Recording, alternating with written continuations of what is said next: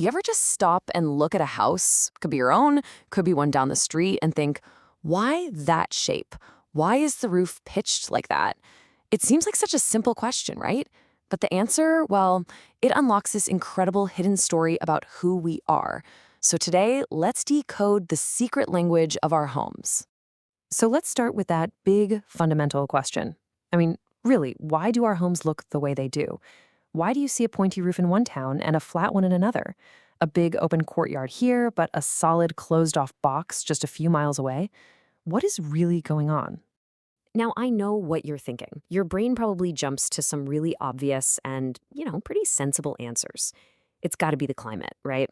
Hot places get one kind of house, cold places get another. Or, okay, maybe it's just the materials you have lying around. You build with wood if you're in a forest, you build with stone if you're in the mountains. Or it's just the land itself. The site dictates the form.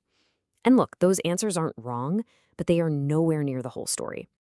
What if the most powerful force isn't something you can touch, like a piece of wood or a stone, or something you can feel, like the wind or the rain? What if it's just an idea, a belief?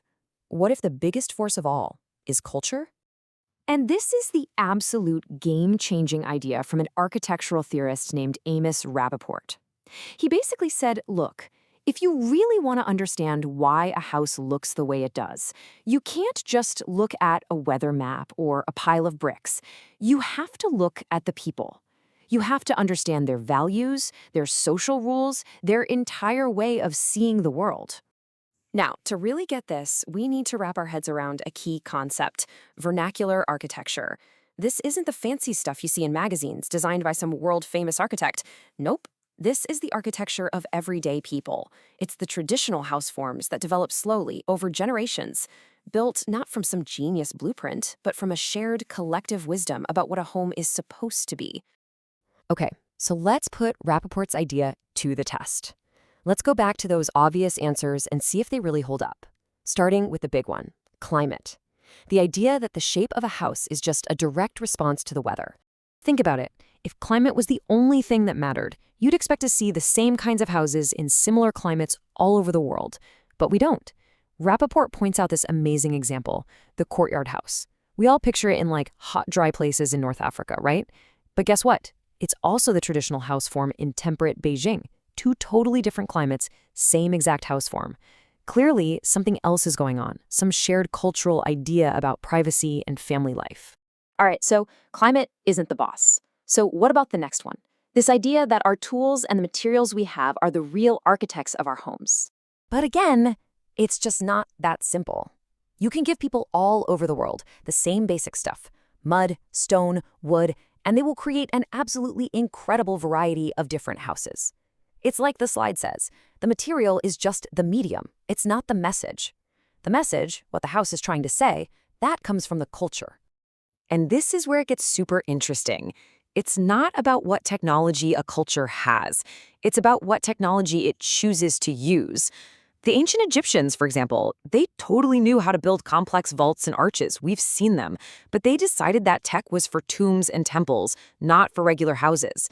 The technology is always, always second to the cultural values. All right, one last myth to bust. The idea that the land itself, the hill, the valley, the coast, gets the final say on what a house looks like.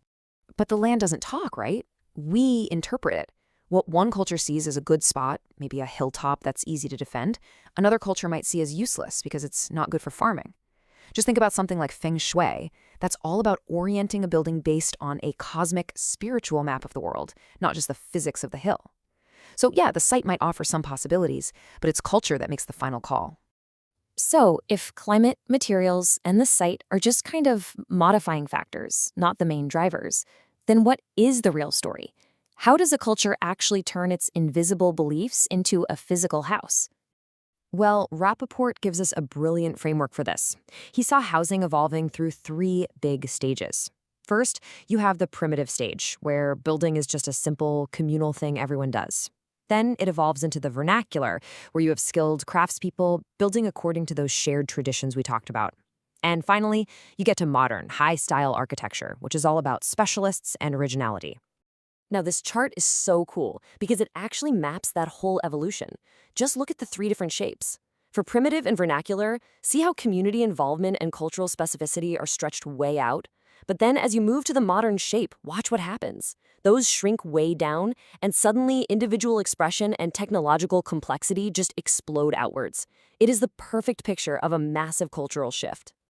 And this slide really puts it in black and white. On one side, you've got building as this collective, traditional act. A home is just one version of a model that everyone in the culture knows and accepts. But on the other side, building is an act of individual creation. Every single project is supposed to be a unique statement. And we have to be clear, this shift wasn't just about what looks good. It was a fundamental change in how we see ourselves, how we relate to each other, and what we even think a home is. It was a cultural earthquake. The real question, though, is why did it happen? So what happened? Well, Rapoport argues that as our societies got bigger and more complex, that shared agreement, that unspoken "this is how we do things," it just started to fall apart.